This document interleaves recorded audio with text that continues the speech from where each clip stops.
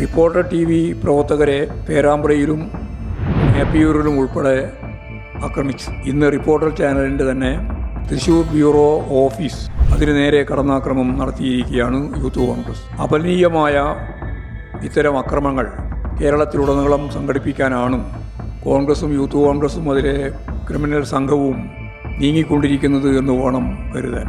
പത്രപ്രവർത്തകർക്ക് നേരെയുള്ള കടന്നാക്രമവും ഉണ്ടാവുന്നു എന്നുള്ളതാണ് സത്യം.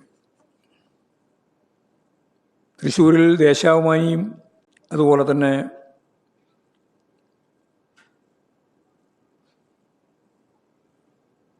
ഇരുപത്തഞ്ചാം വാർഷികത്തിൻ്റെ ഭാഗമായിട്ട് അവർ തയ്യാറാക്കി വച്ചിരുന്ന വലിയ ബോർഡുകൾ ഉൾപ്പെടെ അവിടെ നശിപ്പിക്കുകയുണ്ടായി. നാളെയും മറ്റന്നാളുമായി നടക്കുന്ന പരിപാടിയുടെ ഭാഗമായി അഖിലേന്ത്യാ ജനറൽ സെക്രട്ടറി ഉൾപ്പെടെ പങ്കെടുക്കുന്ന പരിപാടിയിൽ തയ്യാറാക്കിയ ബോർഡ് വ്യാപകമായിട്ട് നശിപ്പിക്കുന്ന അവസ്ഥ അവിടെ ഉണ്ടായി. പാർട്ടിയുടെ സ്ഥാപിച്ച ബോർഡുകൾക്ക് നേരെയും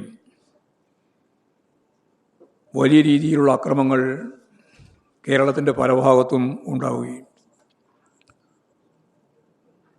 രാഹുൽ മാക്കൂട്ടം ചെയ്ത തെറ്റായ കാര്യങ്ങൾ ജനങ്ങളിൽ എത്തിക്കുന്നതിന് വേണ്ടി പ്രവർത്തിച്ച മാധ്യമ പ്രവർത്തകർക്ക് നേരെ അക്രമങ്ങൾ ഉണ്ടാവുന്ന സ്ഥിതിയും സംജാതമായി. റിപ്പോർട്ടർ ടി വി പ്രവർത്തകരെ പേരാമ്പ്രയിലും മേപ്പയൂരിലും ഉൾപ്പെടെ ആക്രമിച്ചു. ഇന്ന് റിപ്പോർട്ടർ ചാനലിൻ്റെ തന്നെ തൃശ്ശൂർ ബ്യൂറോ ഓഫീസ് അതിനു നേരെ കടന്നാക്രമണം നടത്തിയിരിക്കുകയാണ് യൂത്ത് കോൺഗ്രസ്. അപലനീയമായ ഇത്തരം അക്രമങ്ങൾ ഒരു തുടർച്ചയായി കേരളത്തിലുടനീളം സംഘടിപ്പിക്കാനാണ് കോൺഗ്രസും യൂത്ത് കോൺഗ്രസും അതിലെ ക്രിമിനൽ സംഘവും നീങ്ങിക്കൊണ്ടിരിക്കുന്നത് എന്ന് വേണം കരുതാൻ. വടകര പാർലമെൻറ്റ് നിയോജക മണ്ഡലത്തിൽ വടകര MP നടത്തിയ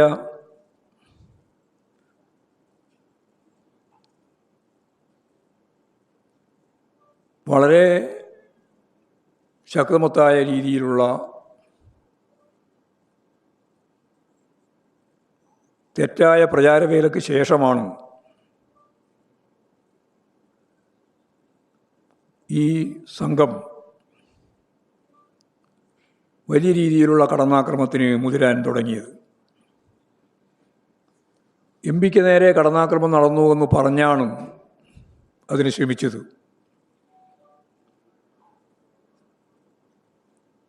അപ്പോൾ തെറ്റായ കാര്യങ്ങൾ വിശദീകരിച്ച് പർവ്വതീകരിച്ച് വാർത്തകൾ സൃഷ്ടിച്ച് അതിൻ്റെ മറവിൽ ശക്തിയായ രീതിയിലുള്ള കടന്നാക്രമണം നടത്താൻ, ഭീകരത അടിച്ചുവിടാൻ കോൺഗ്രസ് ശ്രമിക്കുന്നു എന്നുള്ളത് അതിന് നേതൃത്വം കൊടുക്കുന്ന ഏറ്റവും പ്രമുഖനായ നേതാക്കന്മാരുടെ പട്ടികയിലാണ് ഷാഫി പറമ്പിൽ ഉൾപ്പെടെ നിലകൊള്ളുന്നത് എന്ന് നമുക്ക് കാണാൻ കഴിയും. സ്ത്രീ സുരക്ഷയുടെ കാര്യത്തിൽ കോൺഗ്രസ് സ്വീകരിക്കുന്ന സമീപനം ആധുനിക സമൂഹത്തിന് ഒട്ടും യോജിച്ചതല്ല എന്ന് ജനങ്ങൾ ഒന്നടങ്കം വിശ്വസിക്കുകയാണ്. അപ്പോൾ ഇത്തരം ആക്ഷേപങ്ങൾ ഉയർന്നു വരുന്ന സമയത്ത് എടുക്കുന്ന നിലപാടുകൾ കോൺഗ്രസ് ഇതിനനുകൂലമായാണ്, ഇത്തരം പീഡനങ്ങൾക്ക് അനുകൂലമായ നിലപാടും സ്ത്രീവിരുദ്ധ സമീപനവുമാണ് സ്വീകരിക്കുന്നത് എന്ന് കാണാൻ കഴിയും. കോൺഗ്രസിൻ്റെ തന്നെ മുൻ സമീപനങ്ങളും അതുതന്നെയാണ്. ഇവിടെ MLA-മാർ ഉൾപ്പെടെയുള്ളവരുടെ പേരിൽ ഉണ്ടായ സമീപനം സ്വീകരിച്ചത് സംബന്ധിച്ച് സൂക്ഷ്മമായി പരിശോധിച്ചാൽ നമുക്ക് അതുതന്നെയാണ് കാണാൻ സാധിക്കുക.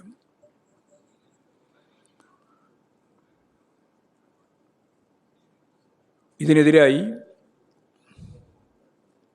നീറി പടരുന്ന ജനരോഷം എന്നെല്ലാം തരത്തിലുള്ള മൂടിവെക്കാനുള്ള ശ്രമം നടത്തിയാലും തുടർച്ചയായി കേരളത്തിലെ ജനങ്ങളുടെ മനസ്സിൽ മായാതെ നിൽക്കും എന്ന കാര്യം കോൺഗ്രസ് മറക്കണ്ട. പ്രധാനമായിട്ടും മറ്റൊരു കാര്യം, GST രംഗത്ത് ഇപ്പോൾ നടപ്പിലാക്കാൻ പോകുന്ന പരിഷ്കാരങ്ങൾ കേരളത്തിന് വലിയ നഷ്ടമാണ് ഉണ്ടാക്കാൻ പോകുന്നത്. സാമ്പത്തിക വിദഗ്ധർ പറയുന്നത് 8,000 മുതൽ 80,000 കോടി രൂപ വരെ കേരളത്തിൻ്റെ നഷ്ടവുമായി ബന്ധപ്പെട്ടുള്ള കണക്കാണ് പുറത്ത് വരുന്നത്. അമേരിക്ക ഏർപ്പെടുത്തിയ ഇരട്ട ചുങ്ക നിർദ്ദേശങ്ങൾ ഇന്ത്യയിലും പ്രത്യേകിച്ച് കേരളത്തിലും വലിയ തിരിച്ചടികൾ ഉണ്ടാവുന്ന സാഹചര്യത്തിലാണ് GST നിർദ്ദേശങ്ങൾ കൂടി കടന്നു വരുന്നത്. ഇതിനെല്ലാം എതിരായി ശക്തമായ നിലപാട് സ്വീകരിച്ചുകൊണ്ട് മുന്നോട്ടേക്ക് പോകേണ്ടതുണ്ട് എന്നാണ് ചൂണ്ടിക്കാണിക്കാനുള്ളത്.